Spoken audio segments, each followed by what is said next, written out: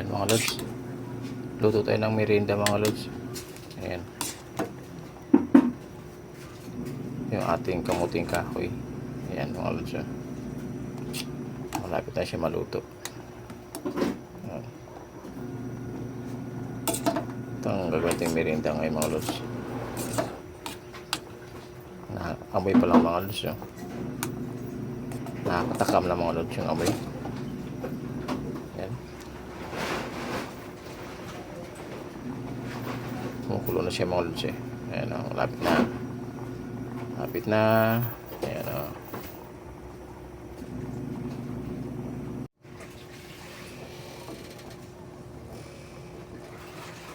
Ayan siya mga lods. Ayan, malapit na siya maluto mga lods. Ayan, lagyan natin ang asukal mga lods. Ayan. Kulay pula na asukal.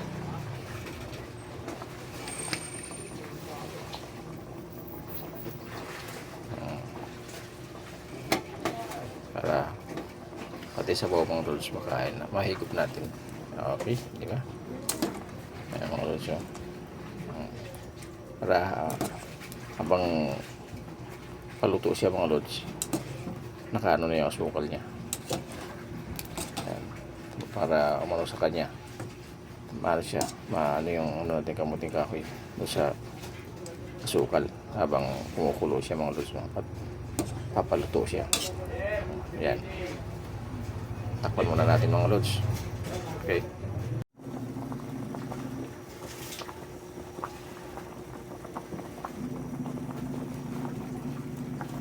Sarap na amoy mga lods. Ito yung ating merienda ngayon. Ayan. Tingnan natin yung oras kung okay na yung tamis nito.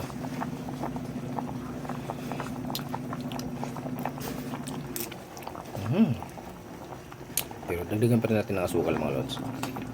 Medyo kinulang tayo sa panlasa eh. Dagdagan pa rin natin ng asukal.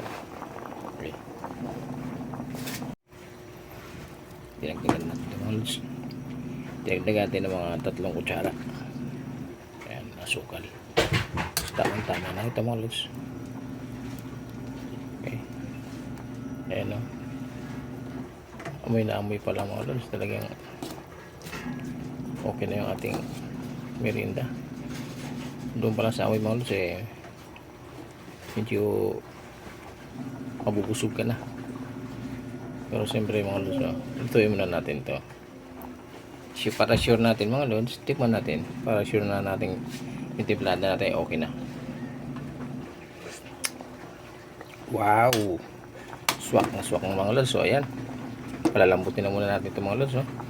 Lutuin pa natin ng konti. Okay. Yes mga lods. Ayan na. Luto na siya. Ayan. Ang ating kamuting kahoy.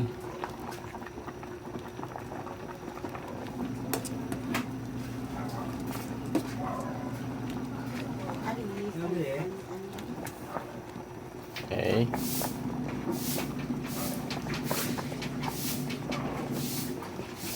Thank you very much mga lods.